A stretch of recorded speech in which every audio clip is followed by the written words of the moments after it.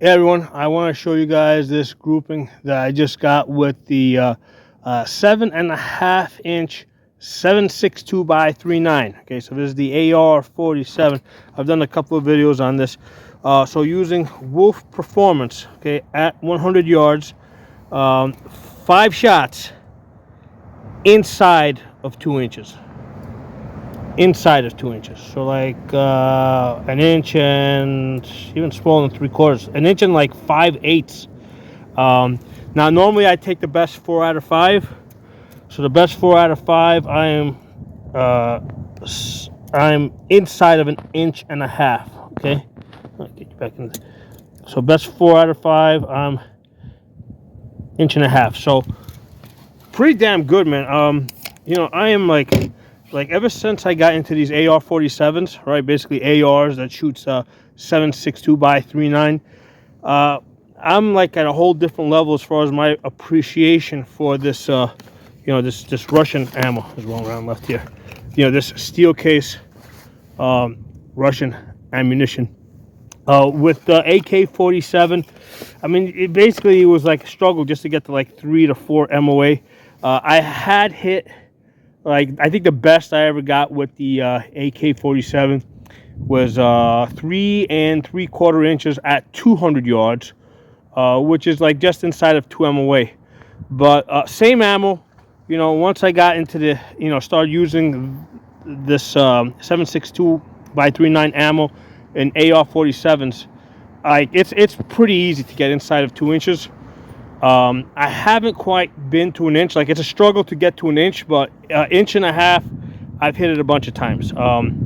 So yeah, I mean, if you want to upgrade your ammo, right? If you got like stockpiles of the 7.62 by 3.9, if you want to upgrade the performance of your ammo, consider getting an AR-47 upper. Okay, you just need the upper. Get a complete upper that comes with the bolt carrier and everything, and you're also going to need a magazine. These are like $20. Durmag and ASC. These are the ASCs. The 20 rounders are very reliable. 30 rounders can sometimes have issues, but yeah, if you got Russian ammo, Russian 7.62 by 3.9 ammo, and you want to upgrade that performance, just get yourself an AR-47. I mean, you can get them at Bear Creek. They're like in the $200 range. You can at Davidson Defense. Visit Davidson Defense here. I mean, they're more in the $250 to $300 range right now. If you catch them on sale, if you get the discounts, you can get them like below $250. Now, regardless where you get them from, they're gonna have the the Bear Creek Arsenal bolt carrier group, right? So the bolt carrier group, no matter where it comes from, whether it's Davidson Defense or Bear Creek, it's gonna have a Bear Creek BCG. And their firing pins are shit. Okay, I've broken a whole bunch of their firing pins. So just get yourself. Oh, there goes the ammo. It's a very windy day today. So what you're going to want to do is get another firing pin, or get like 2 or 3 firing pins. Just have backups from either Guerrilla Machinery, Black Rifle Arms, a couple of these other companies. Right to Bear Arms. The one I have in here is from Black Rifle Arms. It's been working pretty good. Okay, so that's a phenomenal group, man, for 100 yards with 7.62 by 3.9. Like I said, all 5 shots are inside of 2 inches, and the 4 out of 5 is at an inch and a half. Hey everyone, I want to cut in on, I want to explain why I'm so impressed with this group, primarily because it's a 7.5 inch barrel, right, with the 7.62 by 3.9, and typically when I shoot a short barrel like that, right, out of 5.56, I'm getting like 4 inches at 100 yards. Okay, so I mean at like 11 inches, yeah, I'll get like 1 inch groups, no problem. But for whatever reason, with the 5.56, when you go to a 7.5 inch barrel, and I've tried this with a bunch of different uppers, the groups open up to like 4 inches plus. Now I did shoot this in a 300 blackout 7.5 inch barrel. That also got about an inch and a half. Oh, by the way, if you look over here, if you see this box, right? Basically, this has a 2 MOA dot. So if you just use a dot, it's going to basically cover up your bullseye. So I make about a 3 inch box because your 2 MOA dot, I mean, even though it's supposed to only take up 2 inches at 100 yards. Realistically, most of them take up 3 inches. So you make a 3-inch box here, and then you center your dot inside of your box, and then you should be about 2 inches above that. That's a good place to be because that's going to give you a second zero at 200 yards. Okay, so that's a good place to impact. You know, from the center about 3 inches high. Okay, so 3 inches high from your center, which is exactly where that is going to allow you to get hits at 200 yards. Hey everyone, I want to share some thoughts as far as what I think of the 7.5-inch AR-47. So I also have a 16-inch, so I have a good point of comparison. There's definitely more felt recoil in the shorter, lighter AR-47. Much of it will do with the gas system. So this has a pistol length gas system compared to the carbine length that's in my 16-inch. As far as the energy, I did a video on that. I ran it through a chronograph. I think it was like 975 foot-pounds of energy, so it's just under 1,000 foot-pounds of energy. I think that was with Red Wolf. It might go a little bit higher if I was using Tula or something else. Do I recommend the 7.5-inch 7.62? I mean, it's a great novelty. I mean, like I like shooting it. For most people, I would say definitely get the 16-inch first. Okay. And if you want to go shorter, I would say go with the 10-inch. If you go to Bear Creek's website, they list 2 10-inch AR-47s. Okay, so and it took, like at first you look at it, it's like, okay, what's the difference between this one and that one? One seems like it's like $30 more than the other. It's the length system. Okay, so one is a 10-inch pistol length system, right? And the other one's a 10-inch carbine length system. Definitely get the carbine length system. You know, carbine length gas system, which is going to be like $20 or $30 more. It's going to be a lot more smoother shooting. Okay. Everyone, I decided to shoot this at 200 yards. As you can see from that wind ribbon right there, it is freaking windy. So as I'm moving through the forest here, I'm looking up, making sure that none of these dead tree branches end up on my head. So I shot this I actually shot this twice. The first time, let's get this guy out. Put this where it's easier to see. Hold on. So when I was shooting this at 200 yards, right?